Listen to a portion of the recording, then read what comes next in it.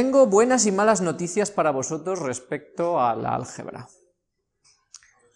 Hay una noticia, no sé si será buena o mala. La noticia buena respecto al álgebra es que álgebra está en todas partes. Cualquier cosa que queráis hacer que sea ingenieril, cualquier proceso de ingeniería en el que tengáis problemas de ingeniería, hay álgebra, sea el que sea. Es más, hay una realidad. La mayoría de los problemas serios, reales de ingeniería, no se resuelven programando. Se resuelven matemáticamente.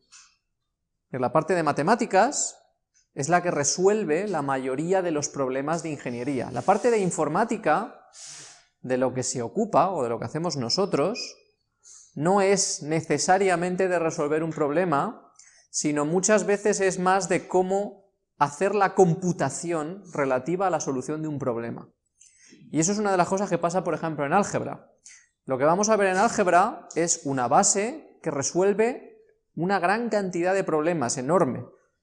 Una de las ventajas de hacer el álgebra genérica, como son las matemáticas, igual que la formalización que hemos visto en lógica, es que esa generalidad permite aplicarse a muchos problemas. Nosotros hemos visto en lógica cosas como esta.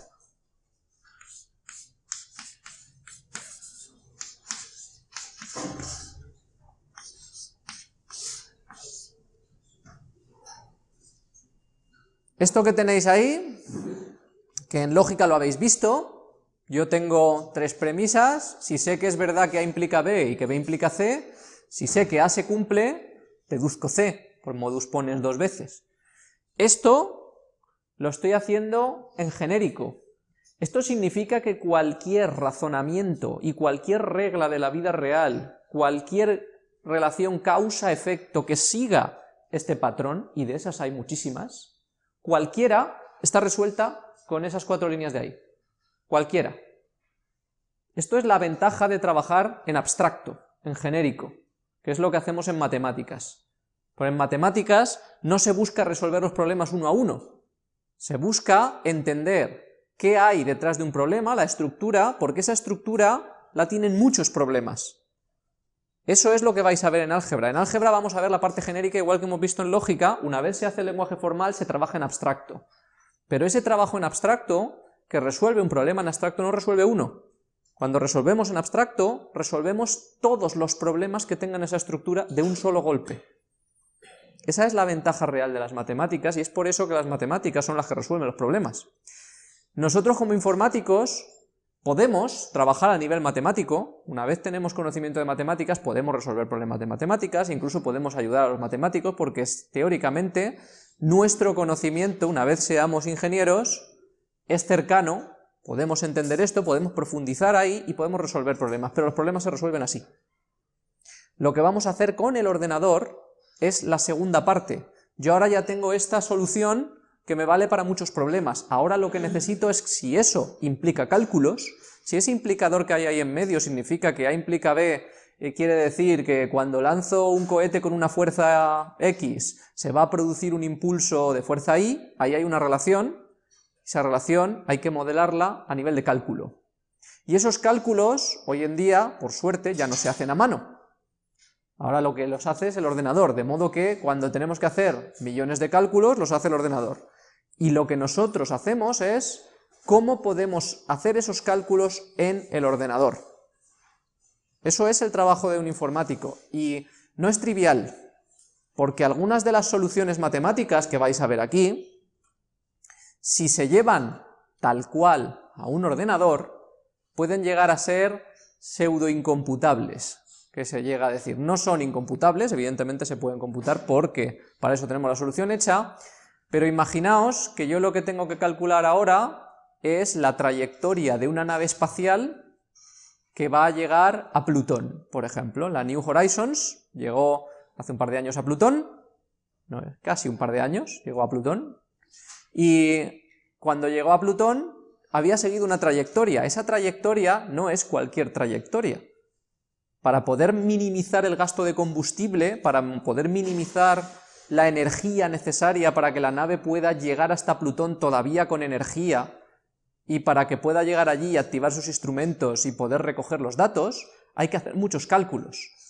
Y a veces esos cálculos, muchos de ellos, tienen que ver con sistemas lineales, que es lo que tenemos aquí y lo que vamos a ver primero, pero esos cálculos no son un sistema lineal de 3 incógnitas, ni de 4 incógnitas, como vamos a ver aquí, sino que podéis tener sistemas lineales de 2 millones de incógnitas, de 10 millones de incógnitas, y un sistema lineal de 10 millones de ecuaciones con 10 millones de incógnitas lleva mucho cálculo.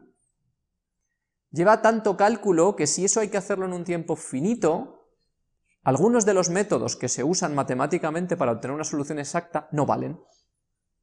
No valen no es que no valgan, sí sirven, pero van a tardar tanto tiempo en computarse, incluso con un ordenador potente, van a tardar tanto tiempo en computarse que no es práctico y tenemos que buscar otros métodos que calculen más rápido, eso también lo vamos a ver aquí. Veremos el tema de métodos iterativos, que son básicamente nuestro trabajo.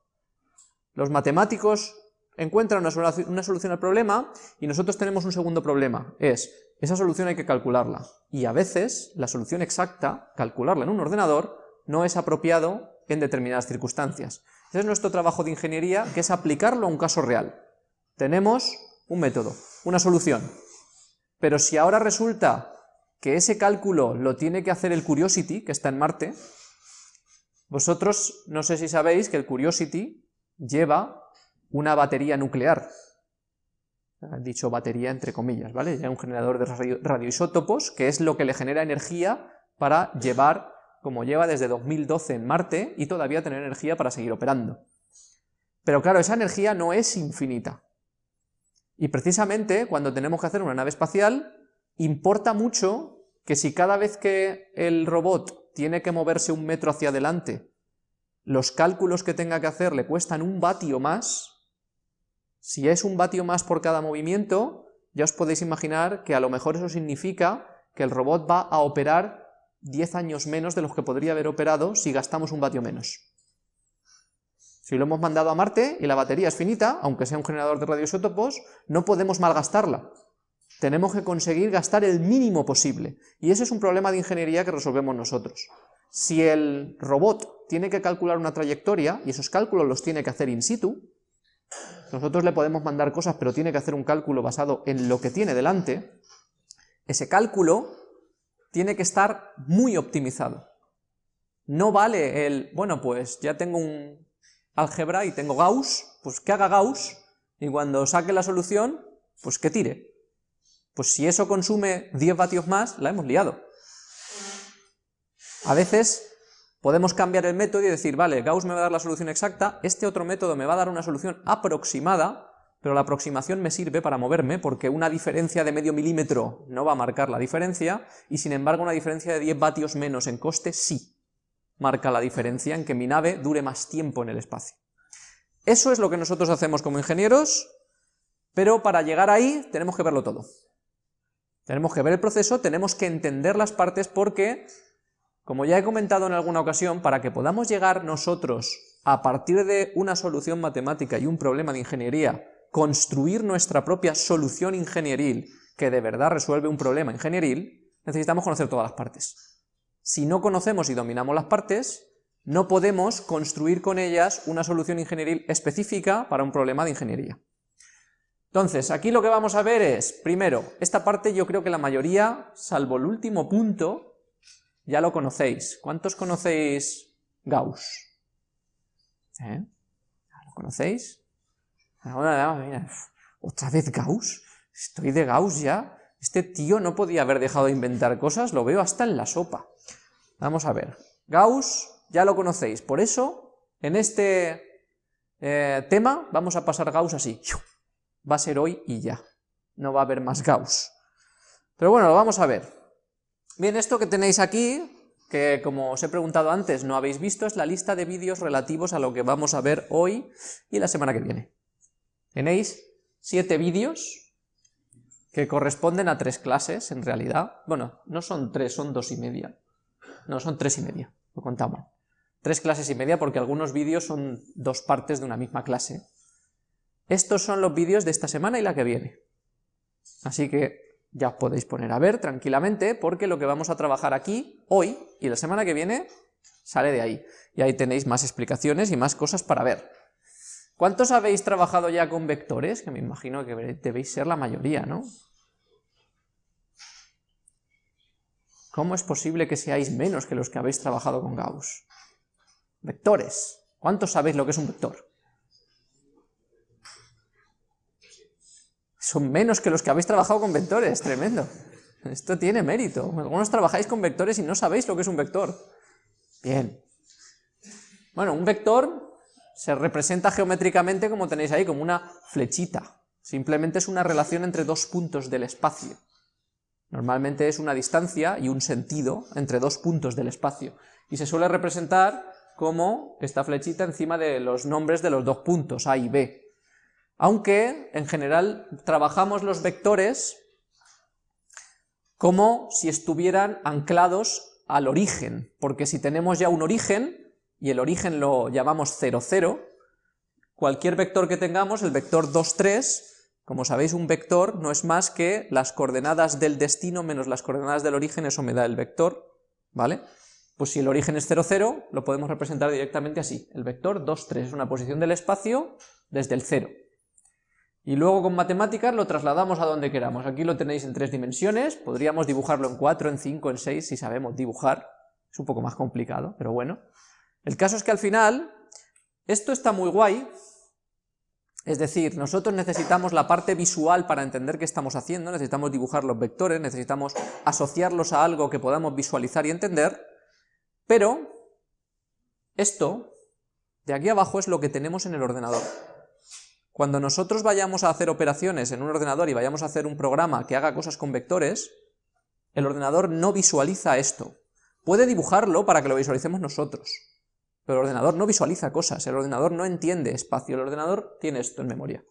Y normalmente lo que vais a tener es 3 posiciones de memoria, una con un 5, otra con un 8 y otra con un 3, así seguidas, y tendréis que operar con ellas.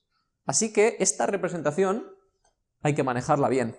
Es lo que vamos a hacer en álgebra, porque si no manejamos bien la representación numérica, lo tenemos mal. Y al final un vector, que es eso que representamos en el espacio, no es más que un conjunto ordenado, y la palabra ordenado es importante, porque no es lo mismo un 3,5 que un 5,3, cambia, ¿vale? El vector es distinto, así que el orden importa, de números reales. Ya está, eso es un vector. Normalmente los escribimos así, por comodidad, porque es una línea, pero los vectores se suelen representar como una columna porque en matrices normalmente hay que hacer multiplicaciones y las multiplicaciones tienen que ver con filas y columnas. ¿Cuántos habéis usado matrices? Bien, ¿cuántos habéis multiplicado matrices? Bien, entonces sabéis de lo que estoy hablando, ¿no? Multiplicar matrices, una matriz por un vector columna, se puede. Bien, normalmente esta representación se abrevia así. Y estas abreviaciones tenéis que aprender a manejarlas. Eso es como en lógica el implicador, como en lógica el conjuntor, el disyuntor, el negador, forman parte de un lenguaje formal que lo utilizamos para dos cosas. Ese lenguaje formal tiene dos propósitos. Propósito 1, que todos entendamos exactamente a lo que se refiere una cosa. Ya habéis visto que en lógica hemos tenido muchos problemas cuando hemos tenido que formalizar una frase. Esto será implica hacia un lado, esto será implica hacia otro, esto lleva un negador, esto no lo lleva. Claro, esos problemas para formalizar lo que nos están diciendo es que si describimos las cosas con lenguaje natural, en castellano, puede ocurrir que yo entienda una cosa que estoy describiendo y otra persona entienda otra. Y eso no lo queremos en matemáticas porque si no nos puede pasar algo que pasó con una nave que envió la NASA a Marte hace unos cuantos años y con dos equipos distintos que estaban trabajando. Uno trabajaba en el sistema internacional, con distancias en kilómetros o en metros, y otro trabajaba en el sistema imperial, con distancias en pulgadas y en pies, y en ese tipo de cosas como millas. Ambos estaban trabajando en dos unidades de medida distintas, pero claro, en el ordenador solo guardas números, no guardas unidades de medida. Cuando esos programas los pusieron juntos en un mismo software y lo mandaron a Marte, resulta que el programa, claro, tenía que haber llegado a Marte y haber encendido los motores para meterse en la órbita de Marte, pero como había una discrepancia, y unos habían medido la distancia en millas y otros en kilómetros, pues en vez de encender los motores pasó de largo. Directamente. Entonces, ese tipo de cosas cuestan muchos millones, y son simplemente por haberme equivocado entre millas y kilómetros. Así que imaginaos si en vez de usar un lenguaje formal que todos entendamos exactamente lo mismo, utilizamos lenguaje, por ejemplo, inglés. Si eso lo hacemos así, podemos multiplicar esos errores, y multiplicar esos errores en proyectos caros es muerte absoluta, no podríamos llevar adelante ningún proyecto importante ni caro. Entonces, por eso, esta notación tenéis que aprender a manejarla, porque eso es lo que garantiza que si vosotros tenéis que comunicarle algo a alguien sobre cómo está hecho un algoritmo a nivel matemático, lo tenéis que hacer así.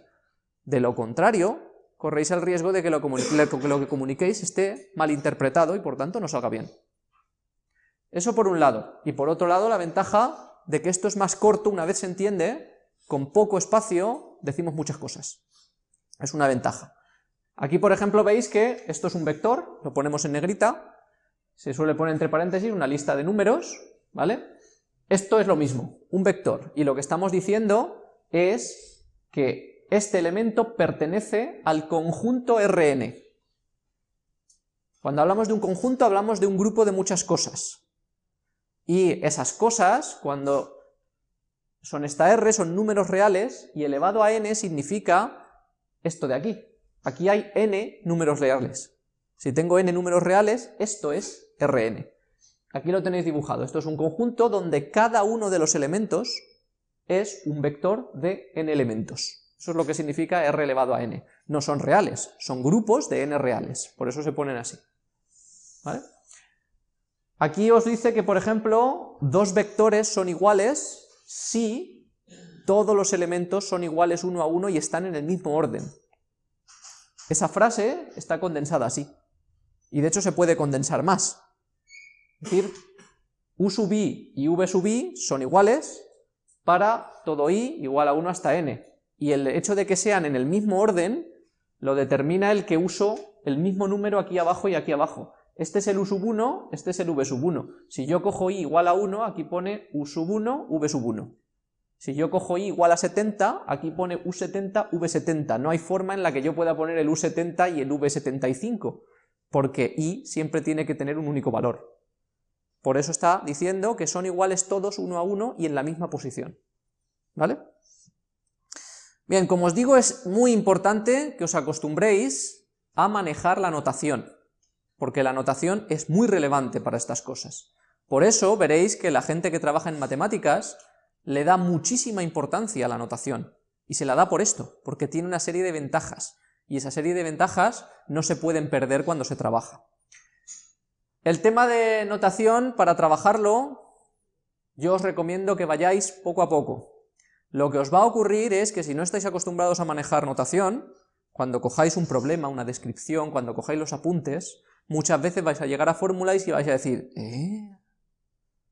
más o menos. Va a ser algo así, de no entiendo nada. Entonces lo que tenéis que hacer con una fórmula es pararos y analizarla parte por parte. A ver, esta variable, ¿qué significa? ¿Qué es? ¿Qué identifica? Esta otra, ¿qué es? ¿Qué significa? ¿Esto qué es? Una cosa por cosa, poco a poco. Las primeras veces que analicéis fórmulas matemáticas vais a tiraros un rato, porque no estáis acostumbrados. Pero ese análisis es acumulativo. Cuando hayáis analizado unas cuantas, empezaréis a mirar otras y las analizaréis casi automáticamente, porque ya estaréis acostumbrados al análisis, a entender lo que significan, a saber lo que quieren decir. Entonces necesitáis invertir un tiempo, primero en, cada vez que veáis una, desmenuzarla, y luego después eso hará que entendáis de inmediato lo que pone. Aquí tenéis una lista de algunos ejemplos de para qué sirve esto y para qué lo vais a usar vosotros en informática.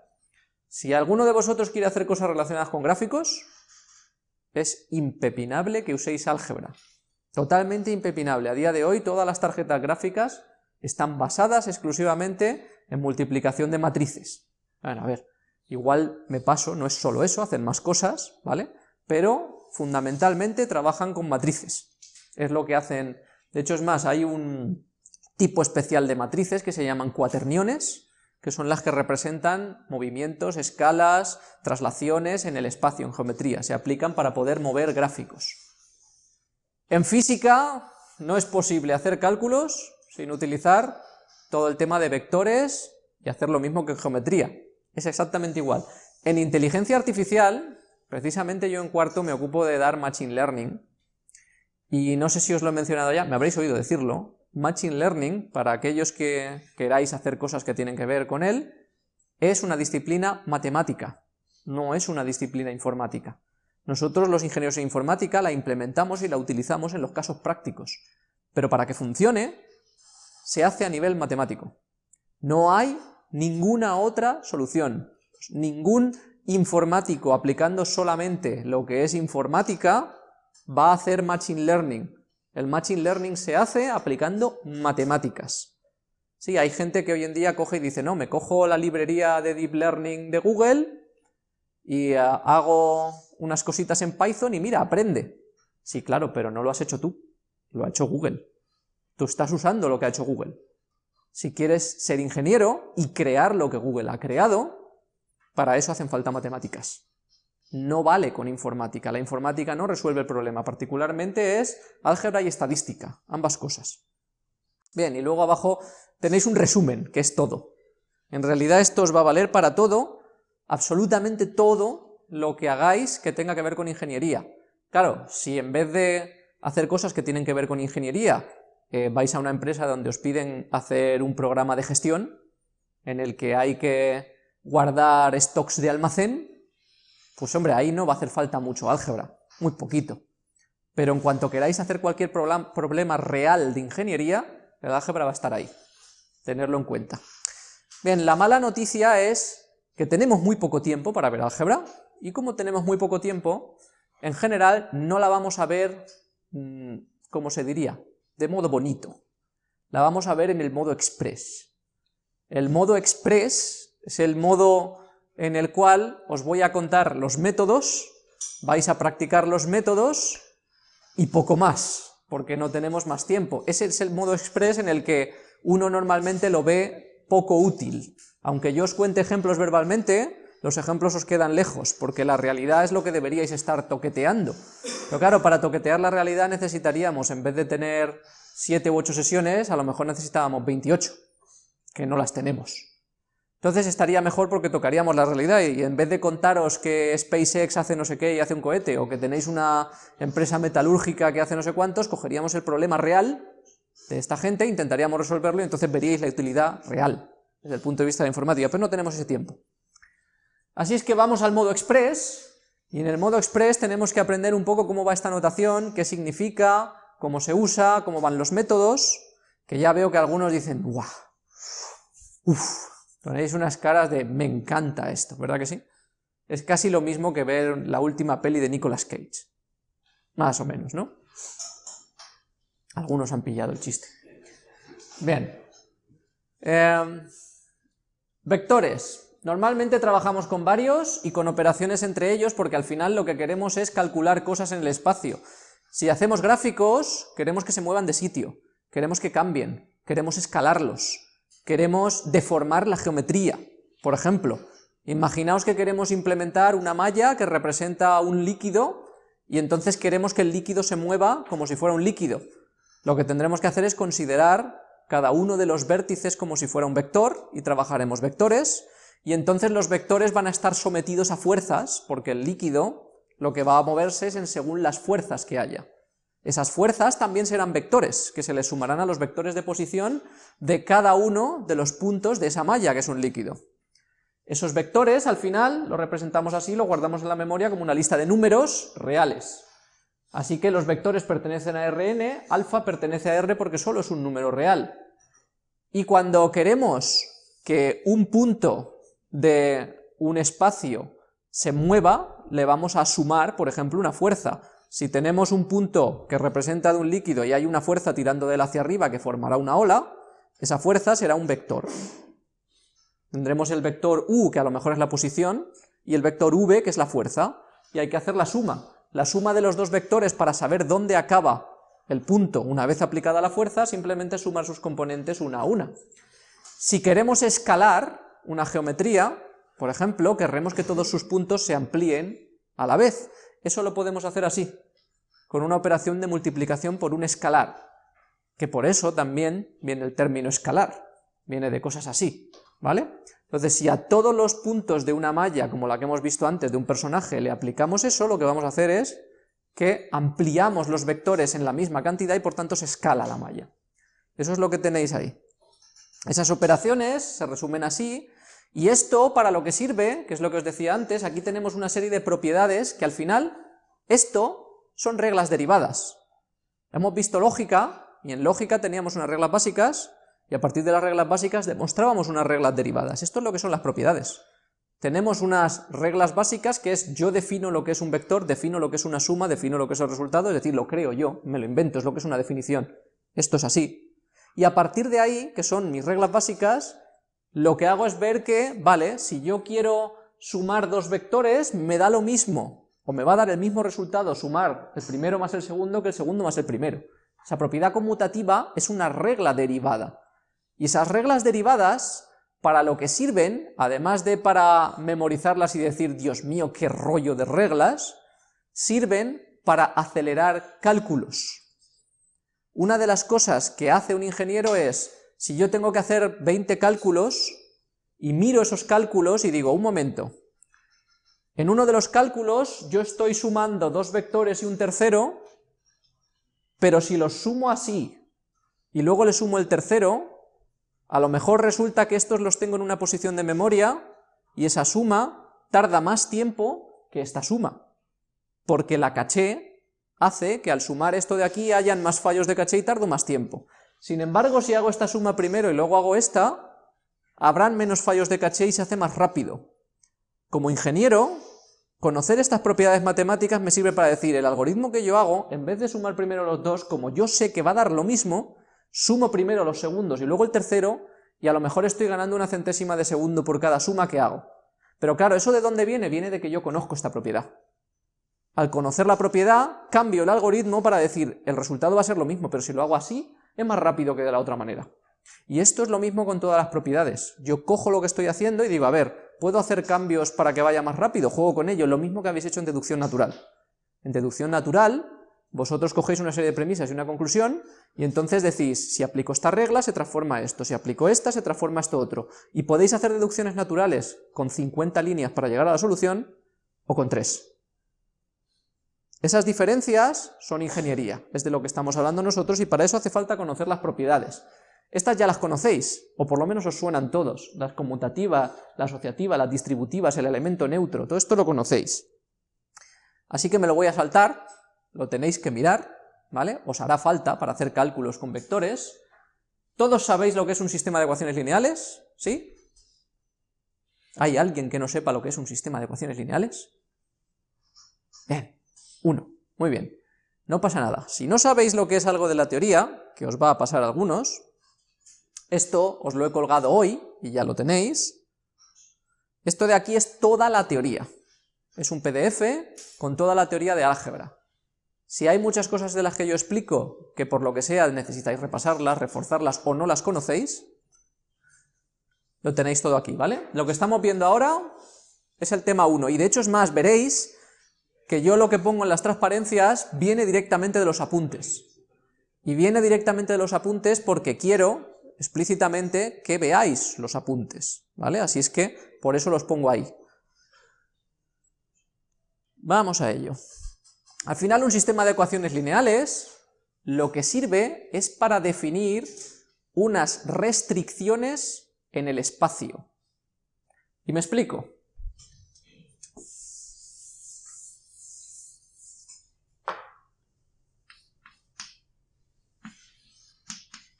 ¿Qué es esto? ¿Alguien que me diga qué es eso? Una resta. Yo no lo llamaría una resta. Una ecuación. Es una ecuación, sí. Y ahora, si tuvierais que decirme visualmente eso que os sugiere, ¿alguien lo ha dicho por ahí? Una recta. Una recta. Esto de aquí, ¿vale? Es una ecuación que si yo pongo x igual a 1 y y igual a 1 se cumple, porque 1 menos 1 es 0. Si pongo x igual a 2 e y igual a 2 también se cumple. Si pongo x igual a 1,5 e igual a 1,5 también se cumple. Si yo trazo un eje y represento valores de x y valores de y, de modo que x igual a 1, y igual a 1, x igual a 2, y igual a 2, todos esos valores están ahí. De modo que eso es una forma compacta de representar una recta. Si yo a esto le añado esta otra,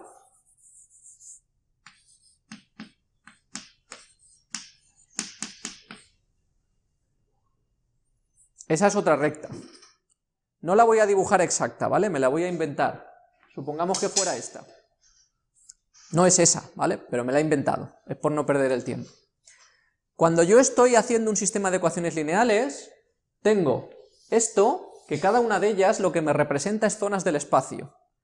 Y si quiero que esas zonas del espacio se cumplan a la vez, o que se refieran a un mismo punto del espacio, estos dos, si fueran estas dos rectas, solamente se cumplen a la vez ahí. En este punto se cumple una pero no la otra, en este punto se cumple la otra pero no la una, en este se cumplen a la vez las dos, en ese punto del espacio. Con eso lo que yo estoy haciendo es representar restricciones.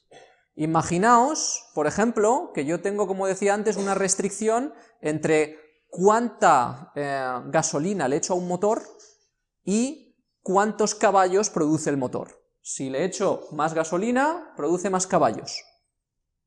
Pero tengo otra recta que a lo mejor me dice cuál es la resistencia del motor en función de cuánta gasolina le echo, de modo que me va a dar la probabilidad de que el motor se rompa o no se rompa.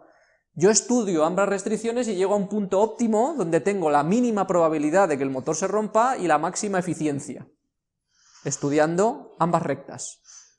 Eso es lo que he resuelto con estas dos ecuaciones, que representan para mí eso, podrían representar otra cosa.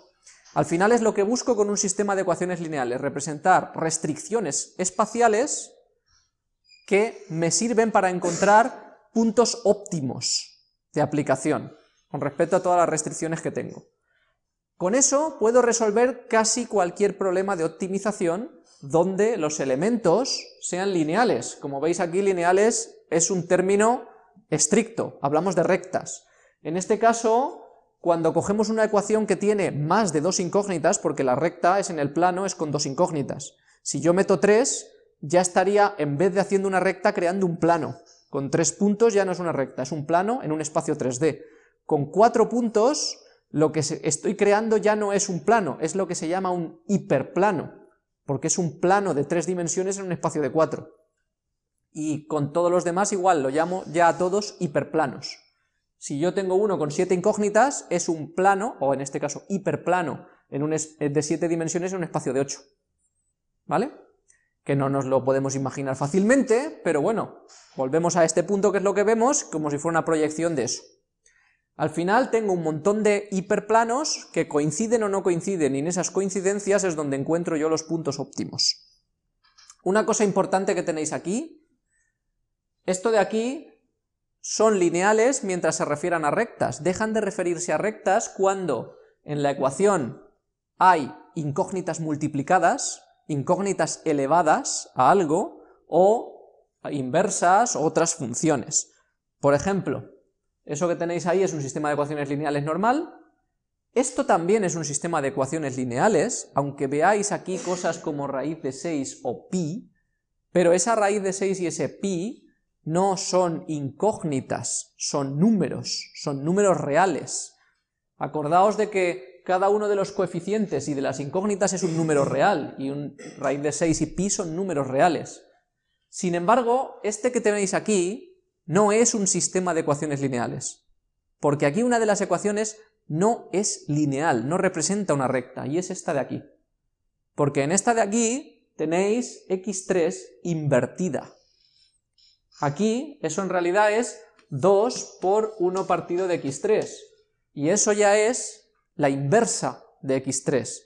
Si algunos os acordáis de cómo se dibujan las gráficas, la gráfica de la función inversa no es una recta. Por lo tanto, eso deja de ser lineal, ya no es una recta. Cualquier cosa que se aplique a una de las incógnitas, multiplicar dos incógnitas, elevarla, invertirla, cualquier función que se le aplique deja de ser lineal y por tanto ya no sirven los métodos que vamos a ver aquí. Es importante que esto que acabamos de ver lo veáis en una definición simplemente. Tenemos un sistema de ecuaciones lineales y la solución para nosotros es un número para cada incógnita, y un número para cada incógnita es un vector. Este es el valor para x1, el de x2 y el de x3. Un vector ordenado, eso es la solución al sistema. Tenéis tres tipos fundamentalmente de sistemas y dos palabras que vamos a usar indistintamente. Los sistemas pueden ser lo que se llama consistentes o inconsistentes, que normalmente lo habréis visto referido como compatibles o incompatibles. El término consistente es el que utilizan los ingleses, así es que es conveniente que lo conozcáis, porque si miráis literatura en inglés, que en algún momento tendréis que hacerlo como ingenieros, el término no es compatible, es consistente, ¿de acuerdo? Entonces tenéis consistente e inconsistente, y consistente significa que yo tengo ecuaciones que dan lugar a una solución, inconsistente es esto de aquí.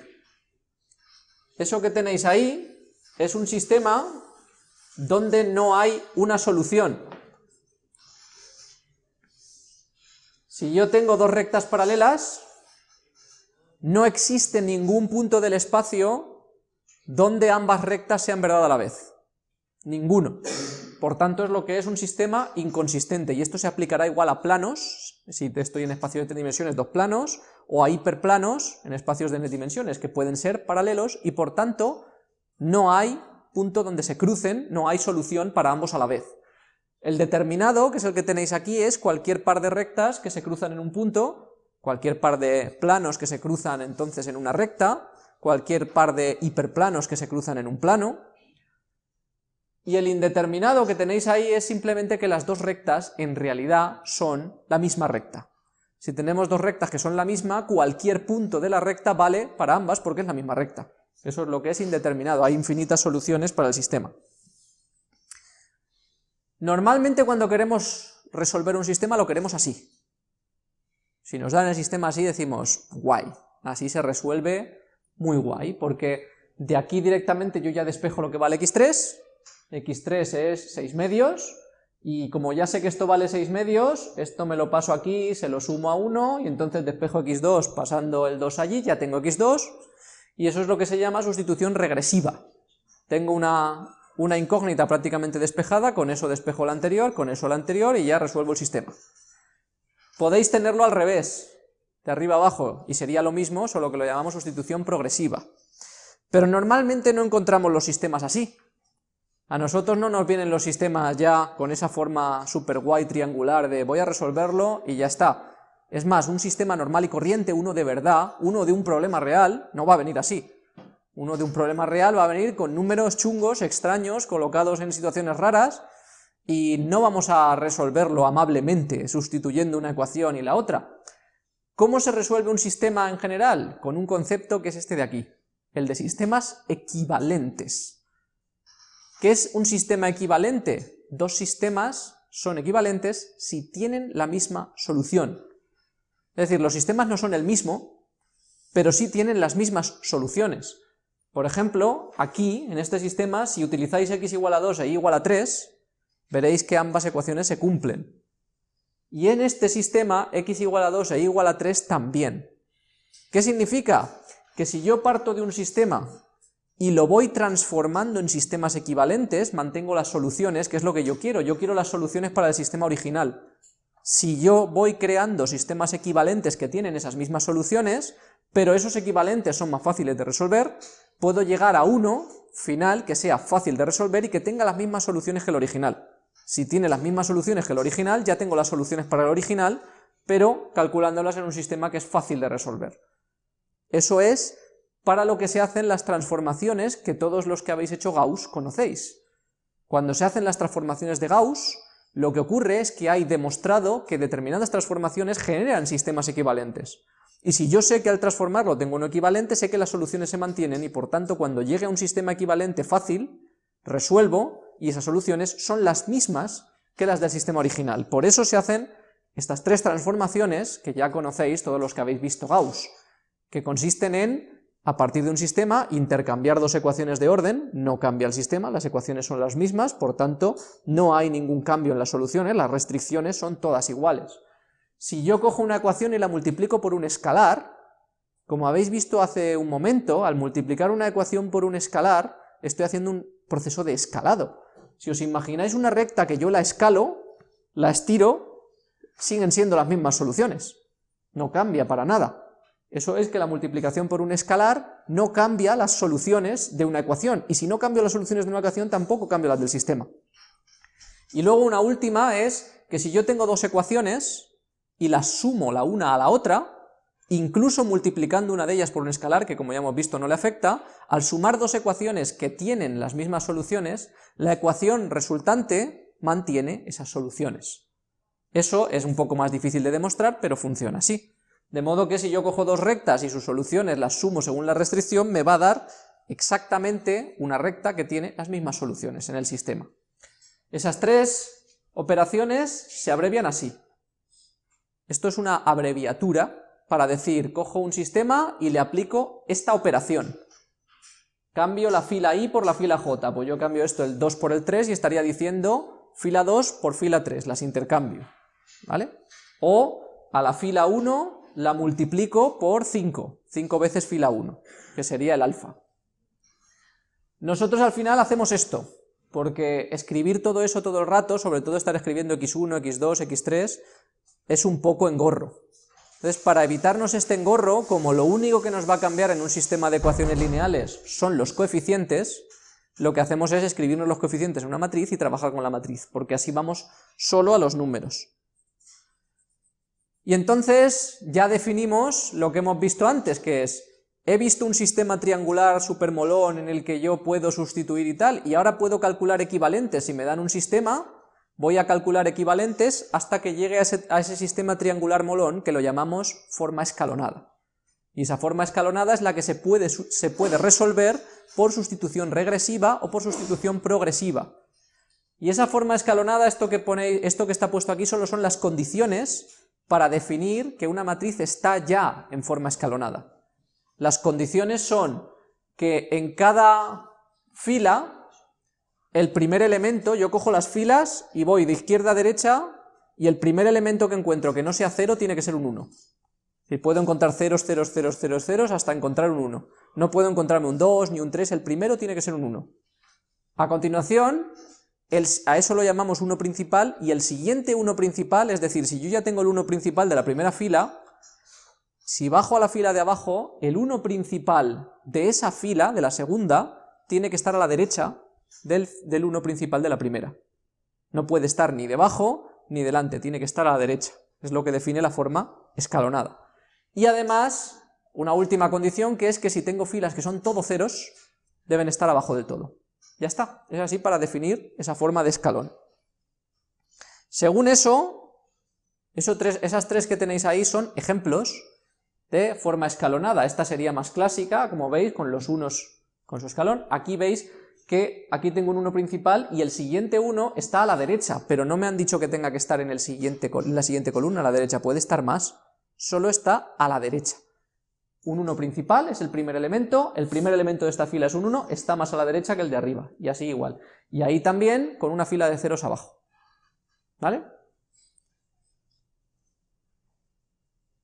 Ahora hago lo que llamamos el método de Gauss. Parto de un sistema, quiero encontrar las soluciones, como el sistema es complicado, lo voy transformando en sistemas equivalentes aplicando operaciones, que además aquí las veis con una ligera variación respecto a lo que habéis visto de cómo se pone exactamente la operación, pero bueno, que también es aceptable.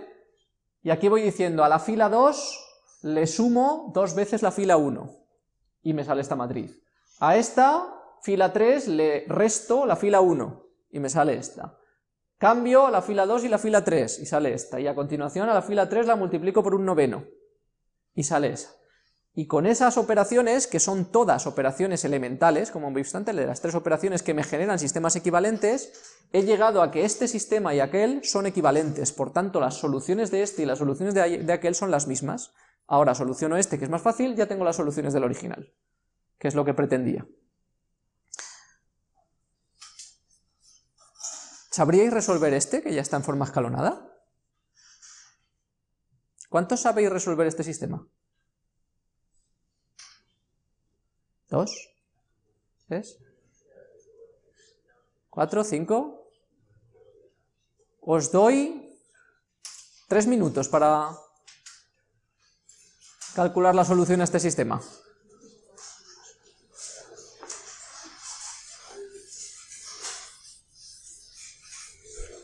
Debería de saliros.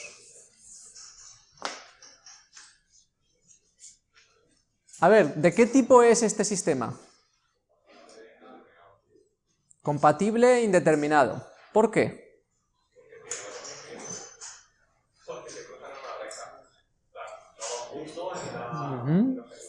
Se cruzan en una recta. Tengo más incógnitas que ecuaciones. Eso sería la condición que lo convierte en compatible indeterminado. Como condición lo es. Visualmente es lo que decía vuestro compañero. Los dos hiperplanos que tengo ahí no se me van a cruzar en un punto. Se me van a cruzar en algo que es probablemente un plano. En realidad no, se cruzan en una recta. Porque me quedan 2 dimensiones. Así que tengo 2 hiperplanos que se cruzan y hay una recta en medio. ¿Y cómo sé que lo que hay en medio es una recta?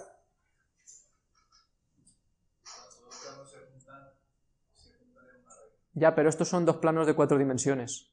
¿Por qué sé yo que se juntan en una recta? No son de 3, tienen 4 incógnitas.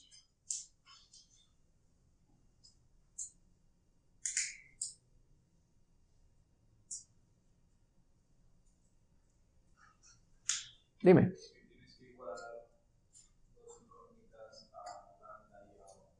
Porque tengo que igualar 2 incógnitas a lambda y a... No tendría por qué hacerlo a lambda, las podría igualar a Pepe y a Miguel. Al final lambda y alfa y demás son abreviaciones que usamos por convención, pero las variables las puedes llamar como quieras. Lo que pasa es que si llamas a una variable supercalifragilístico-espialidoso y la tienes que estar escribiendo todo el rato, te vas a acordar del nombre. Es mejor llamarla alfa.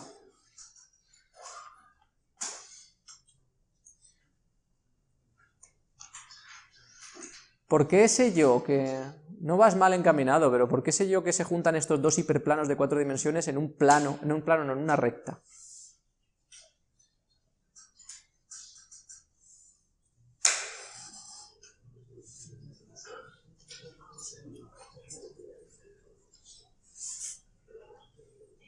Resolverlo y a ver si alguien responde a la pregunta. Es interesante porque hay que visualizar lo que estamos haciendo. Da infinitas soluciones, pero si se cruzasen en un plano, también tendrías infinitas soluciones. Y si se cruzasen en otro hiperplano, también tendrías infinitas soluciones. 2 hiperplanos pueden ser el mismo, y entonces se cruzan en sí mismos, y serían infinitas soluciones, pero en un hiperplano. No es por eso. ¿Él? Porque lo voy a dejar en función de 2 incógnitas. ¿Y eso qué significa? Que se crea una recta. Te lo admito como tal. Dicho así, queda un poco incompleto, pero sí. Te lo admito como definición. ¿Lo habéis resuelto ya? ¿Sabéis cómo se resuelve esto? Yo tengo 4 incógnitas y solo tengo 2 ecuaciones. Al tener solo 2 ecuaciones, significa que solamente 2 de las incógnitas van a estar determinadas. Solamente 2 de mis incógnitas, que están aquí como unos principales, puedo decir que sean este valor. Las otras 2 van a quedar como cuando hemos hecho ejercicios de contraejemplo. ¿Os acordáis de los ejercicios de contraejemplo? Hay algunos ejercicios de contraejemplo en los que alguna de las variables daba igual si era verdadero o falso. Y habían otras que no, otras que tenían que ser forzosamente verdadero, otras que tenían que ser forzosamente falso. Y a veces puede ocurrir que si una variable es falso, para que haya contraejemplo la otra tiene que ser verdadero y viceversa, si una es verdadero la otra tiene que ser falso. Aquí es lo que pasa, que tenemos 4 incógnitas y 2 de ellas pueden valer lo que queramos y con ese lo que queramos da como resultado la misma solución. ¿Por qué? Si yo cruzo dos planos y los cruzo, lo que me sale en medio es una recta. Se cruzan en una recta. Esa recta tiene infinitos puntos. Y esos infinitos puntos están en el espacio. Si yo de estos infinitos puntos que me salen de recta digo, ¿cuál es el punto de esa recta que cae en x igual a 2? Yo digo, cojo para x igual a 2 y entonces me sale un punto de esa recta. ¿Y cuál es el punto para x igual a 7? Si pongo x igual a 7 me sale otro punto. Eso es lo que hago cuando pongo dos variables en función de las otras, ¿vale? Como aquí no puedo determinar un solo valor para las 4 variables porque hay infinitos valores, dos de ellas van a tener valor libre. Yo elijo el valor que quiero, porque cualquier valor vale. Cualquiera me va a dar una solución válida, cualquier valor real. Entonces, a eso es a lo que yo llamo parámetros, igual que en una función en C. Los parámetros son lo que le pasamos. Yo llamo a una función y le paso un 2 y un 3, y si le paso un 7 y un 8 hace cosas distintas, pero la función funciona siempre con todos los parámetros que yo le pase. Aquí pasa igual, cojo estas dos de aquí que son incógnitas y que las paso al otro lado como parámetros y digo, vale, esto son dos incógnitas a las que le asignes el valor que le asignes, da igual. Eso sí, cuando a esta le pongas un valor y a esta otro, para las dos primeras va a salir un único valor. Lo mismo que yo decía, yo tengo esa recta y digo, si esta recta es en 2 dimensiones, si yo elijo una x, solo tengo una y para esa x. Y si yo elijo otra x, tengo otra y distinta, pero eligiendo yo la x, sea la que sea la x que yo elija, yo siempre tengo una y. Esto es lo que pasa con los parámetros, solo que aquí lo tenéis que imaginar en más dimensiones. Yo ahora tendré una recta porque tengo 2 dimensiones libres, es por eso por lo que tengo una recta, pues son 2 dimensiones libres, y al tener 2 dimensiones libres, lo que estoy haciendo es elijo, y a partir de ahí se determinan los otros puntos del plano que sale, que cruza los dos hiperplanos. Bien, vamos a ello. Esto de aquí, si lo veis como sistema, tendríais x1 más x2 menos x3 menos 2x4 igual a 3. Y aquí tendríais x2 menos 3x3 menos 5x4 igual a 4. ¿Sí? Bien, esto como decía, estas de aquí me van a quedar como parámetros. ¿Por qué? Porque yo a estas les doy el valor que yo quiera y entonces sea el que sea que yo le dé a esas variables, estas dos tendrán 1 para esos dos valores. Así es que paso aquí y los llamo x3 lo llamo alfa y x4 lo llamo beta, por ejemplo. Los podría llamar, como he dicho, Pepe, Miguel, Juan, me da igual. El cambio de nombre solamente es para diferenciar que esas dos variables van a dejar de ser incógnitas y las voy a usar como parámetros, es decir, que yo les doy el valor que yo quiera y eso me permite calcular el valor de las otras incógnitas. Así es que tendré x1 más x2 y aquí tengo 3 más alfa más 2 beta. Y aquí tengo 4 más 3 alfa más 5 beta. ¿Está eso bien? ¿Sí? Ya tengo una solución. Eso es lo que vale x2. x2 vale eso de ahí, y para tener un valor concreto yo tendré que elegir alfa y beta. Si elijo alfa 1 y beta 1, pues x2 valdrá 4 más 3 y más 5, con lo cual valdrá 12, para alfa 1 y beta 1. Ahora, me falta calcular cuánto vale x1, ¿no? x1, lo que vale es, si yo cojo este x2 y lo paso a este lado, despejo x1, y como x2 ya sé lo que vale, solo tengo que hacer esto menos esto, ¿vale? Porque x2 pasa restando. De modo que x1 es esto menos esto, por tanto aquí menos 1, 3, o sea 1 menos 3, menos 2, 2 menos 5, menos 3. ¿Sí? ¿Está bien? ¿Sí? Ya está, ya he solucionado el sistema. Lo único que esta solución al sistema la vais a ver normalmente expresada así.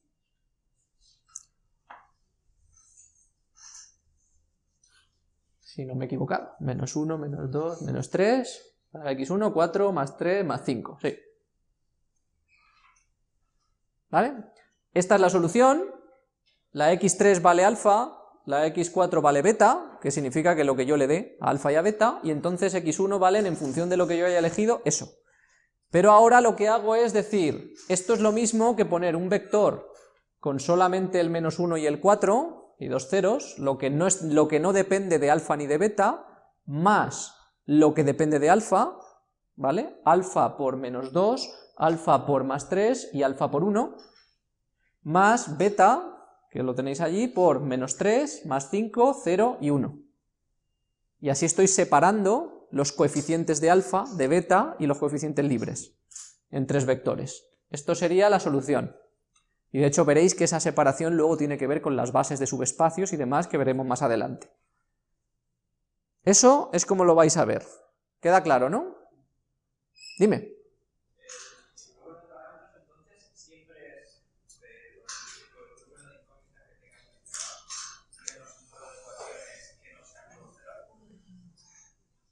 Sí, ¿vale? Eso tiene que ver con el rango de las matrices. Al final teníamos una matriz de 4, esta de aquí es 4 por 3, ¿vale? Eso significa que tenemos 4 incógnitas y como mucho 3 ecuaciones. Si el número de incógnitas y el de ecuaciones coincide, tienes el mismo número de unos al final, de unos principales, el sistema es compatible determinado, solo hay una solución. Y cuando hay menos, tienes un parámetro por cada uno principal que te falte. Aquí faltan 2 unos principales, por tanto tenemos 2 parámetros.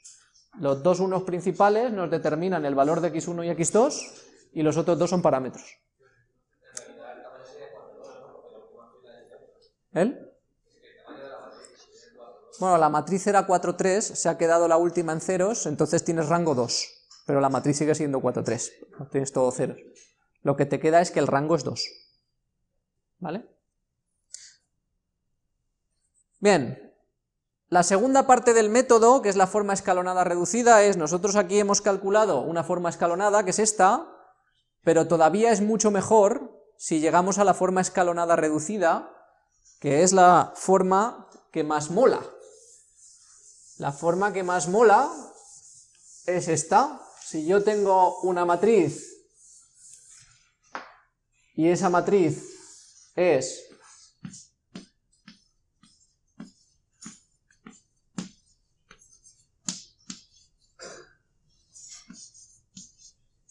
si yo tengo esta matriz así, las incógnitas ya están despejadas. x3 vale raíz de 6, x2 vale menos pi, x1 vale 3. Esa es la que más mola, porque ya está la solución al sistema, tal cual. No tengo ni que hacer sustitución regresiva, ni nada de nada. Llego a la identidad por un lado y las soluciones por otro. Tal cual. Entonces, ¿qué hago? Hasta ahora he visto operaciones para calcular la forma reducida, pues continúo y llego a la forma escalonada, y ahora calculo lo que se llama la escalonada reducida, o a veces solamente la reducida. Y es, ahora, además de tener los unos principales, como había dicho antes, en cada columna solamente hay un uno principal, y ya está. Como mucho, la columna tiene un uno principal, y cuando lo tiene, lo demás son ceros. Todo. De modo que, este es, como digo, la forma que más nos mola, que ya está despejado.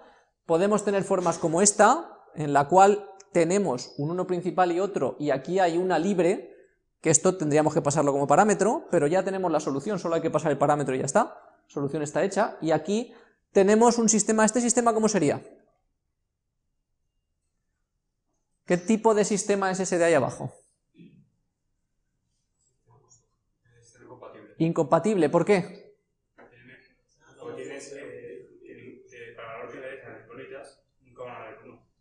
Es un sistema incompatible porque da igual el valor que le demos a las incógnitas. Estas 4 son incógnitas. Ponedle el valor que queráis, que al multiplicarlas por 0 va a dar 0. Y aquí tiene que decir que esas incógnitas tienen que dar 1. pero no pueden dar 1, porque si multiplicadas por 0 siempre van a dar 0, por tanto esta ecuación de ahí jamás se puede cumplir. Es una ecuación que no tiene solución, porque no hay forma de darle valor a las incógnitas para que al multiplicarlas por 0 salga 1. No se puede. Este es sistema incompatible, en esa ecuación no hay forma humana de cumplirla.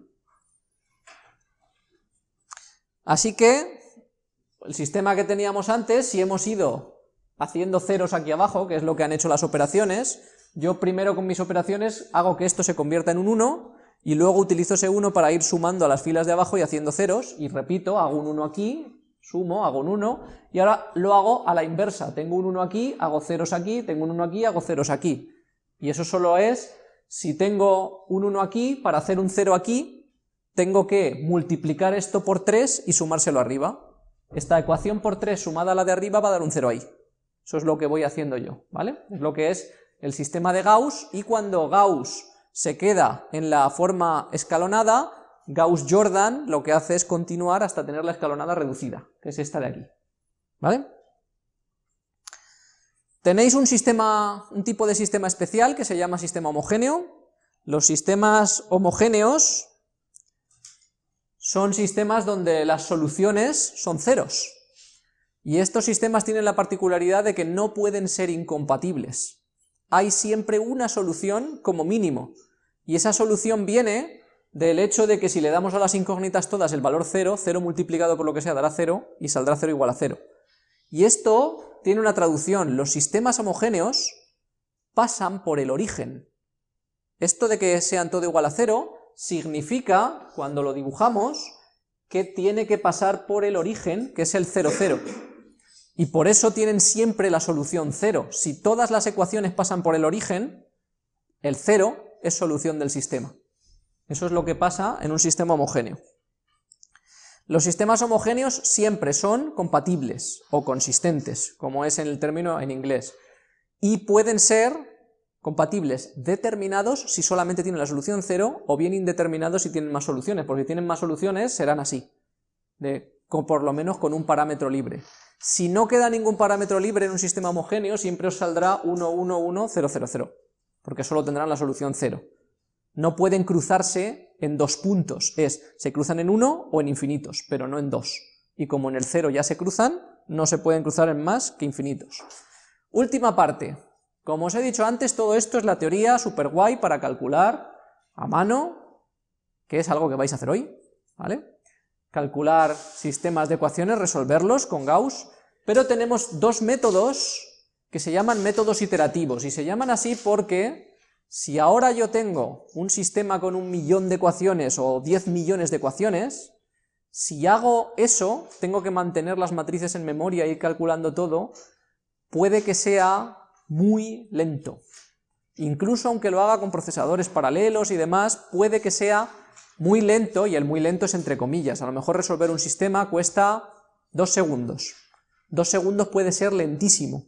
Si resulta que estamos haciendo un videojuego, 2 segundos es lentísimo, por poner un ejemplo, porque un videojuego tiene que ir a 60 fotogramas por segundo, cualquier cosa que tarde más de un 60avo de segundo es lenta. Así que 2 segundos sería muy lento, por poner un ejemplo claro, pero en otras aplicaciones 2 segundos también puede ser ultra lento. Si tenemos que resolver, en vez de un sistema como este, 20 millones de sistemas a 2 segundos por sistema, pues igual se nos hace la hora de cenar. Jacobi y Gauss-Seidel lo que hacen es, no voy a calcular la solución exacta del sistema, voy a calcular una aproximación, pero lo voy a hacer muy rápido. Esto me permite calcular la aproximación muy rápido. Y vamos un poco con la abreviación. Ahí tenéis el sistema. Un sistema cualquiera, incógnitas de x1, xn. Y lo otro son coeficientes, que como veis están marcados como a y dos subíndices, porque este es el a11, este es el a21, el 22, el 21, son números. Tengo n por n números. ¿Qué hago?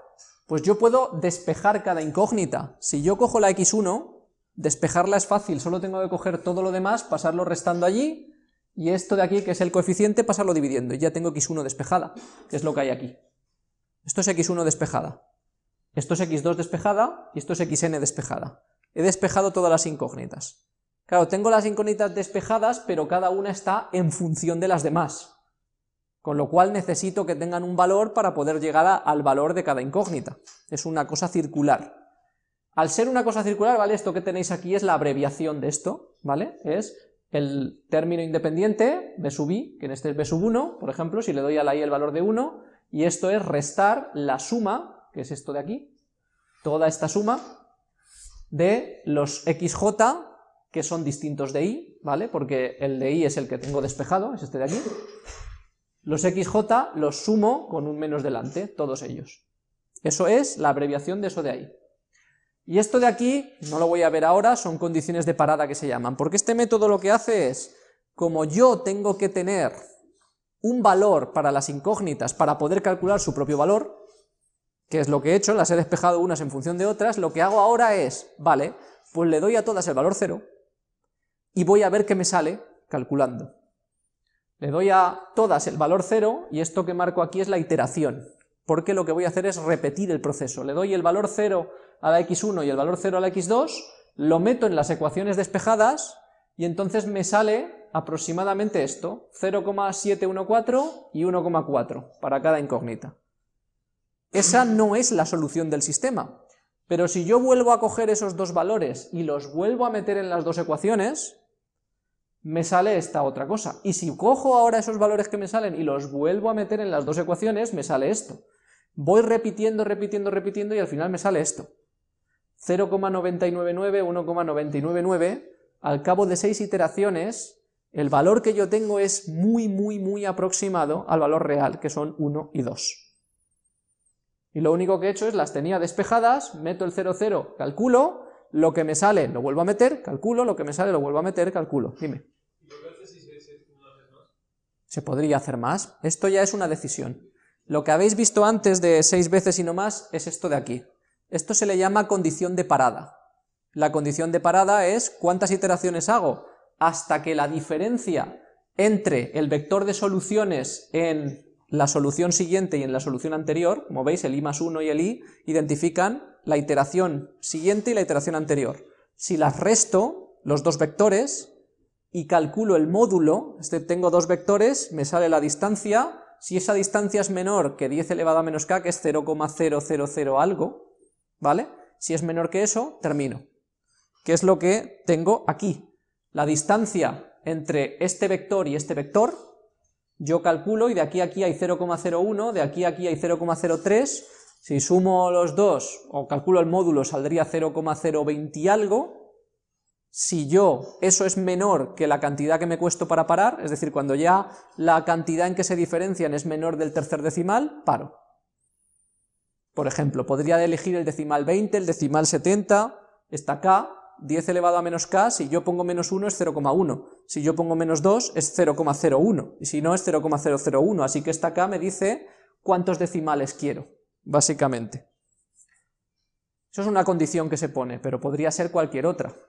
Y de hecho se pueden poner condiciones dobles porque estos métodos a veces no convergen, que se llama. Para algunos sistemas como este, converge y veis que da la solución casi exacta.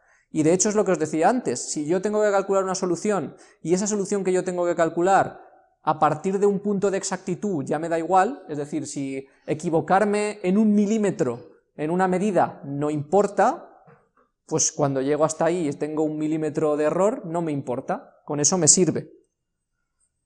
Hay una segunda opción a este método, que es el que habéis visto antes, el de Jacobi, este es el de Gauss-Seidel, que lo que hacen es, en vez de coger los valores enteros, todos los valores, meterlos en las ecuaciones, obtener un resultado y con ese resultado repetir, lo que hago es, yo meto los ceros iniciales, calculo el primero, ¿vale? Antes tenía un vector de 2, ¿vale? Que eran x1 y x2. Calcularía x1 y cuando voy a calcular x2 ya utilizo este valor que he usado de x1 además del 0 que tenía. Es decir, en vez de coger todo el bloque de la solución anterior, sustituirlo y operar, yo cojo solo el primer elemento de la solución anterior, opero en el primer elemento y eso ya lo utilizo en el cálculo del segundo elemento. Como veis aquí, yo aquí utilizo el 0 para calcular el x1 en su iteración 1, pero para calcular el x2 ya estoy utilizando 0,714, que es lo que me ha salido aquí. ¿Vale? He calculado el x1 aquí, me sale 0,714, y en vez de utilizar el 0, que es lo que tenía aquí para x2, calculo con el 0,714, es decir, en cuanto tengo ya un valor nuevo calculado, utilizo el valor nuevo en lugar del antiguo. Es lo que hace este método. ¿Vale? Y como veis, este método lo que ocurre es que converge antes. Veis que en la cuarta iteración ya tengo valores prácticamente exactos. Acelero la convergencia, básicamente, con ese método. Esta condición que veis aquí, que la veréis en los apuntes, es una condición que si una matriz la cumple, yo ya sé que aplicar estos métodos, cualquiera de ellos, me va a llevar a un valor convergente. Y es que si la matriz es diagonalmente dominante, entonces seguro que los métodos convergen. Y diagonalmente dominante solo es que cuando cojo un elemento de la diagonal, todos los demás elementos son menores. ¿Vale? Veis aquí el elemento de la diagonal, en valor absoluto, ojo, quitando el signo, es mayor que cualquier otro elemento de su fila y columna. ¿Vale? Porque aquí veis para j distinto de i.